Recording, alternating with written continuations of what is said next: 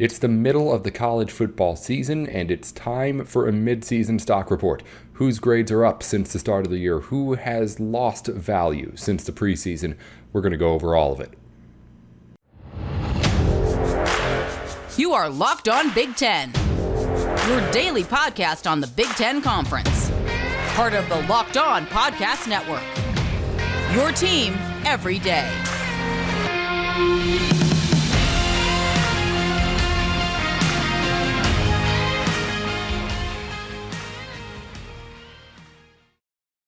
Hey, welcome into Locked On Big Ten. I'm your host, Nate Dickinson, and thanks for making Locked On Big Ten your first listen every weekday. Coming up on today's show, we're going to look at every team in the Big Ten midway through the season and try to evaluate where they stand compared to where we thought they would be at the beginning of the season. Who's overperformed? Who's underperformed? We're going to give every single team a look here on the program. And also later on, with a big former college coach out of the NFL, could it be Matt Rhule's destination, the Big Ten? We'll find out. Before we get to any of that, though, today's show is brought to you by LinkedIn Jobs. And thanks to LinkedIn Jobs for being the official college football recruiting sponsor across the Locked On College Network. LinkedIn Jobs helps you find the candidates you want to talk to faster. Post your job for free at linkedin.com/lockedoncollege. Terms and conditions apply. Let's get into the thick of things here in the Big Ten. But before that, the biggest news from the day. Big Ten Media Days wrapped up here today. It was a big week for basketball fans. We're going to be talking about it in depth with Jacob Rude tomorrow, as the Hoosiers are the top-ranked preseason team in Big Ten basketball. We'll get his thoughts on that and everything else that went on in Minneapolis this week. Let's get into the biggest teams in the Big Ten who have been successes, though, to start off the show. The teams whose stock is rising since the start of the season. I want to start at the very top, the Ohio State Buckeyes, because there was not hardly any room for this team's stock to get better. And yet somehow Ohio State has found a way. The Buckeyes are now, if you didn't know, the betting favorites to win the college football playoff. They've passed Alabama, they've passed Georgia. They've done it because they haven't messed up yet. And beyond not messing up, they've really dominated everybody. Ohio State has not looked poor in pretty much any of its games, save the first half against Notre Dame, maybe. The Buckeyes have been electrically good on offense and have shown on defense that perhaps they have enough to run with all those great defenses around the country that will be there in the college football playoff too. So as far as the Buckeyes go, you have a team that was already at the top and just got that much better. They, in my opinion, have gone over that final step you need to if you're like an every year contender, like Ohio State is. The Buckeyes, if you ask me, they're now like the favorite to win it all. I think they should be, at least right now, the number one team in the country. They're not going to be, I don't think, anytime soon, as long as teams keep winning. But as it stands, Alabama has messed up. They had a tough one against Texas. Georgia had a close call. Ohio State just hasn't had that. They have been the definitive better team in every game they've played. The offense is living up to what we saw from them in the preseason with all the polling and preseason awards that team was getting. I don't think there's anywhere further up to go for Ohio State, but I think you have to acknowledge that Ohio State certainly has just stepped it up a notch with what they have done on the field. If you want to argue that team is just super talented and hasn't gotten any that much better from what we knew at the beginning, that's fine, but I feel like I just got to respect what Ohio State has done in a world where Alabama and Georgia are running things over the past few years. The Buckeyes have been able to break through and have been able to stay with them every step of the way. I think that's impressive, and I think even this year is another level of that. So that's why I have them in my risers category. Next school, Penn State. Penn State came into this season having no idea what to expect, I don't think. I feel like the fans were optimistic and thought, all right, we can do this, and Penn State was just outside of the top 25 going into things. But with what that team has done, especially with Sean Clifford not being any sort of special, really, He's shown his flashes, but he hasn't been any sort of quarterback where, like, at the beginning of the year, I was saying he would be someone who made or broke the Penn State season. He hasn't been any sort of world beater out there.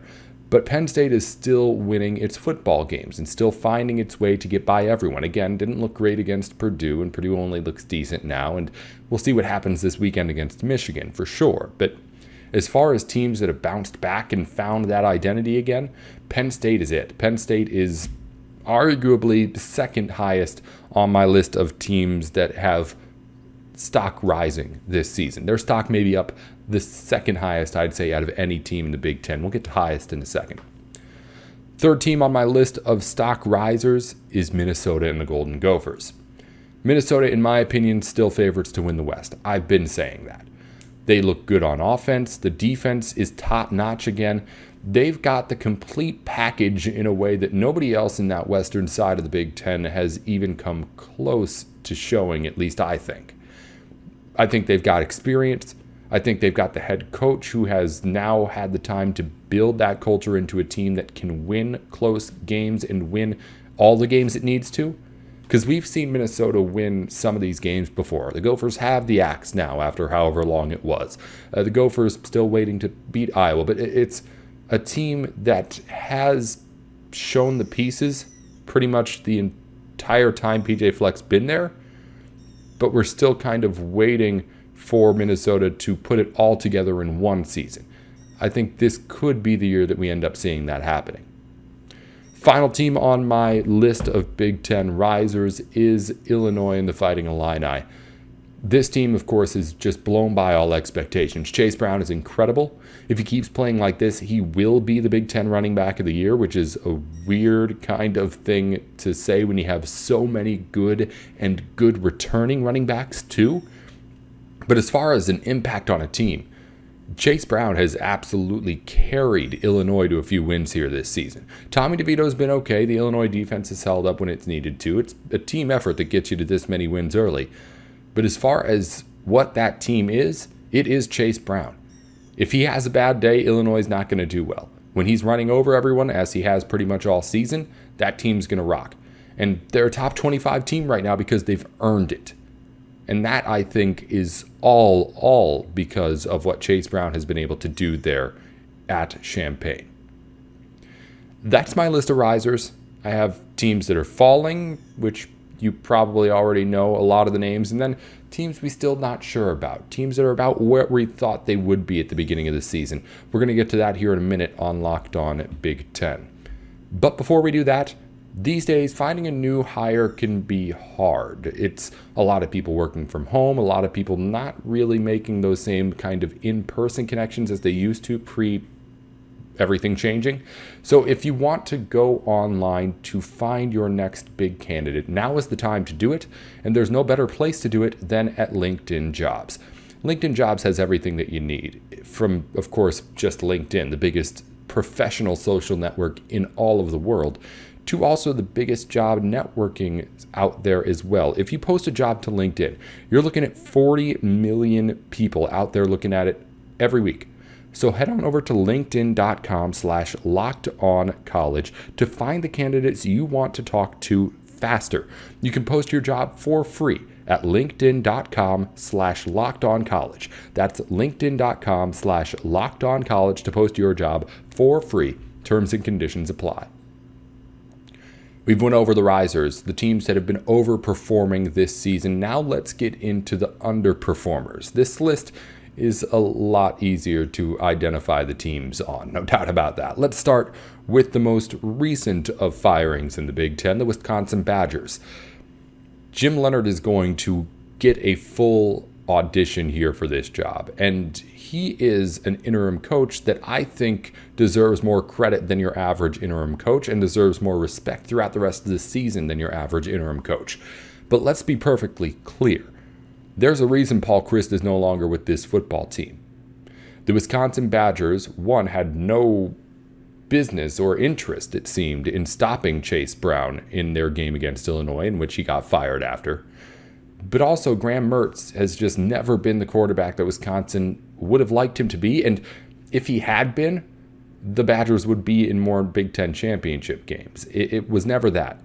He was never able to develop Wisconsin into the team that was, I guess, a serious contender in the Big Ten in recent years, I mean.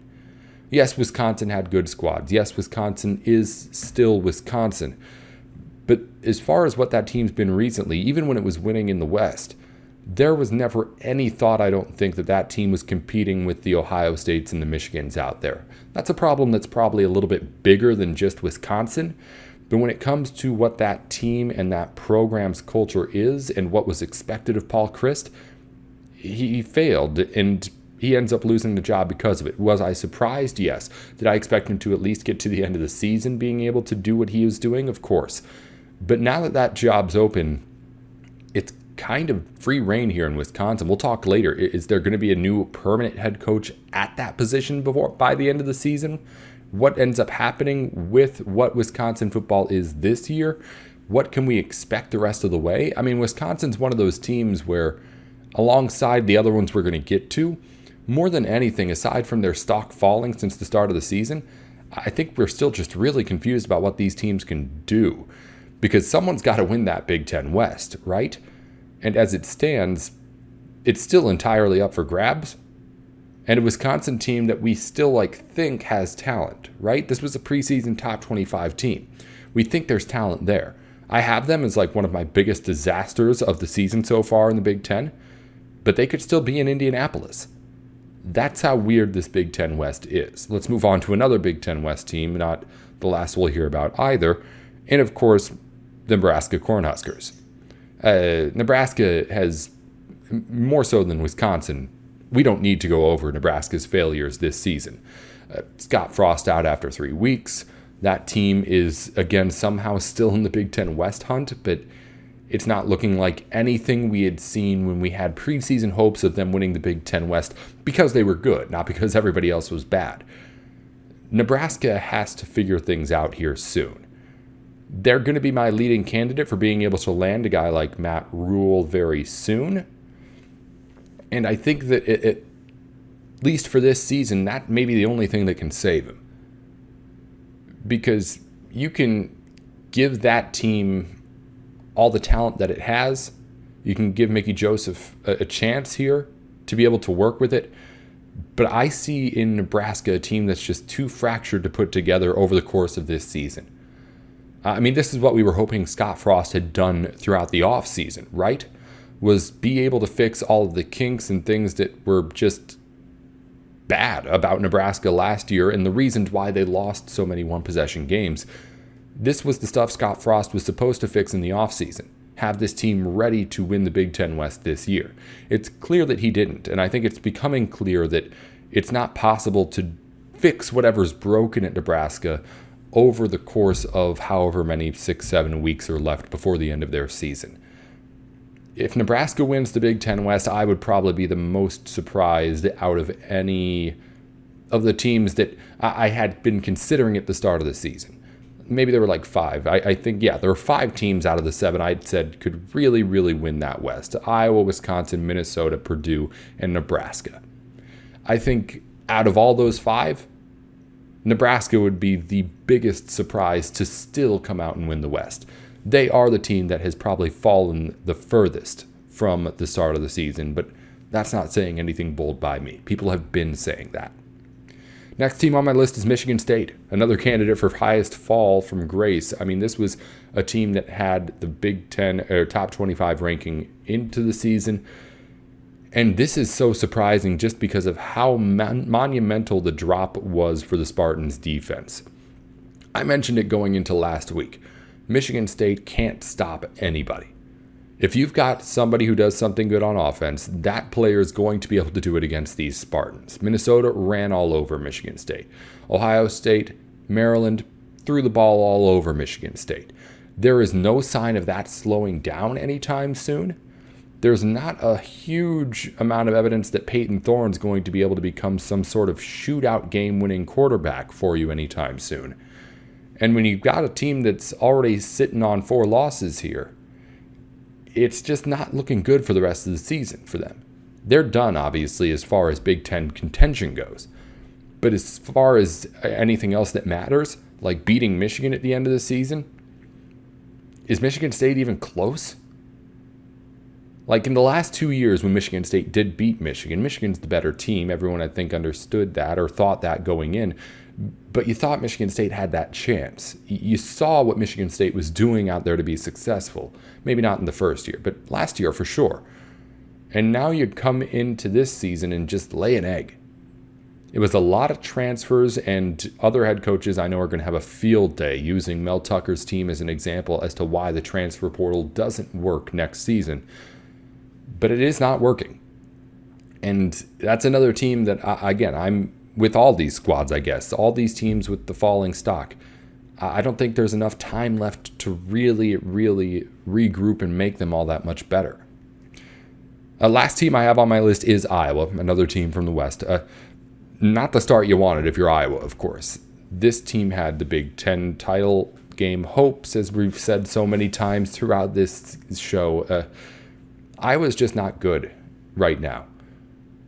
Maybe they can still be Iowa. I mean, I guess I'm still confident they can still be Iowa by the end of the season. But those are the strings you're holding on to with this team. And all these teams is that you know that they can be good while still being bad, I guess, if that makes any sense. That Wisconsin and Iowa are teams where they can play their sloppy styles of football. And just because they know how to grind out those kind of games and keep them close, they can still win them because the talent is there to get through the sloppy play. Again, if that makes any sense. So with a team like Wisconsin and Iowa, those are really the things that you're hoping is that, yeah, it's looking pretty messy right now, but to be honest, it looks pretty messy when we're really good too. So maybe we're not that far away. I'm just not comfortable with that being the only thing you have to lean on. And with both these teams, Iowa and Wisconsin, I feel like that's where you're at. All the other teams left in the Big Ten I have kind of in my neutral zone, kind of where we thought they would be at the start of the season. That includes the bottom feeders, Indiana, Rutgers, Northwestern, even though Northwestern got that win over Nebraska. And it also includes a few other teams in the middle of the pack and the Michigan Wolverines. Michigan obviously has been playing how we've expected them to play, and that's insanely good, so I don't want to discount the Wolverines here. But as far as what you think of who the Wolverines are and what they want to be this season, right? This is a team that went into the season as we're pretty sure they're going to be able to beat everybody on their schedule pretty handily outside of Ohio State. That hasn't changed. I don't think that's changed at all. And because of that, I have Michigan in the pretty much same spot. I would say the only reason why they'd be up higher is because of the other teams falling down. Like that Michigan State game doesn't look nearly as hard as it once was. Of course, Penn State this weekend is harder. But if you're looking, at least through my eyes, at what Michigan is, I still see them as that team that's going to win every game until you have to face those Buckeyes. And then it's still not close. For me to be buying Michigan stock, I have to be able to see something from J.J. McCarthy out there that says, hey, I'm a quarterback that can beat Ohio State. While he's looked really good, I just need him to have that big moment in a big game, and this Saturday is a prime opportunity to prove it to me. If Michigan beats Penn State here, go ahead, put him up higher, put him into that stock rising, I guess, category that we have in the show we made today. Other schools, Maryland and Purdue I mentioned, kind of middle of the pack. Maryland's shown signs of being really good at football. I had them probably as my first team out if you're talking about teams with the stock rising right now. Talia Tagovailoa has been good. Passing game's been good. I believe this team can still be good. I believe they would be a contender if they were on the other side of the Big Ten. So that's where I have them with potential, but as of right now, still kind of where I thought they would be. Same with Purdue. In fact, if you're talking about just where I thought they would be in the falling category. But as things stand, Purdue middling in the Big Ten West, still in the race, of course, for that Big Ten West, and has played good games against good teams. I mean, lost in not overtime, but in the last second to a ranked Syracuse team now, lost in the last quarter to a really good Penn State team now, lost to a Minnesota team that was ranked for a while at the time. Purdue's losses have been fine, and I think that had they not been losses, they would easily be up in that rising category, and they could easily have not been losses. So those are where I have all 14 Big Ten teams, from stock rising, stock falling, kind of where we thought they were the entire way. Coming up, we've got a couple of those teams who have been disasters this year who are in need of a new head coach. And we have a new head coach without a job who has shown great success in the college game. Could Matt Rhule be a Big Ten coach before the end of the season? We'll go over that here to wrap up the show on Locked On Big Ten. Before any of that, though, if you haven't tried Built Bar Puffs yet, you're depriving yourself of one of life's greatest joys. There's a new flavor there, too. The Built Bars that you know. Chocolate wrapped around an energy bar that gets you through the day without getting anything nasty in your body. They're now in Built Puff form. So instead of the chocolate around the energy bar, you have chocolate around marshmallow. And they're just infusing their classic Built Bar flavors into it. The latest cookie dough chunk puffs, a light and chewy texture, real cookie dough chunks, and of course, 100% real chocolate that they're covered in too. Head on over to Built.com and see what I'm talking about and all the other flavors Built has to offer. And if you go on there and use our promo code LOCKEDON15, you'll get 15% off your order. That's LOCKEDON15 at Built.com. To wrap up the show, big news made earlier this week in the NFL that could impact the Big Ten. The Carolina Panthers fired head coach Matt Rhule just in his second year at the team, and now Rhule looks back to college football. As things stand, he comes in as a failed NFL coach, but as someone who has done this not once but twice in building programs up from less than just rebuilding mode, but from nothing. When he got to Temple that first year, that team won 2 games. They were never under 500 again. When he got to Baylor after that, that team won 1 game and was dealing with the aftermath of the sanctions from Art Briles. That team never went under 500 again.